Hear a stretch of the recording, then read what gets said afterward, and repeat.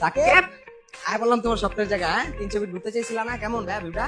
রমে কইলে এটা ব্যাকের কো মাইও নাই পাখিও নাই কালে কথা বলবো আরে দেখতে এসে দিকে কইলে এটা লিখবার কিন্তু মানুষের মুড খারাপ কি করে জেনারেল এই চ্যানেল গু গু গু গু গুন গীত গা আট কিলো ভাই আপনি নামেন না গায়েন না কেন?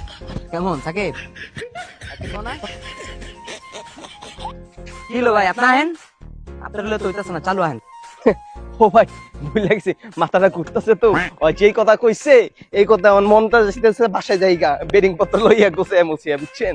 বুঝছো রিয়াজ ভাই তোমার দুজনের চয়েস আছে কিন্তু তোমরা দুই ভাই এক করো তো একটা মনোরম পরিবেশের একটা ইয়ে আছে এখানে তো কোনো নারী নুরি নাই পাখি মুখি নাই না এই জায়গায় হইব না ভাই আমার আল্লাহ রাস্তা একটু চুপ থাক, একটা জায়গায় আইছি একটু ঘুরতে দে।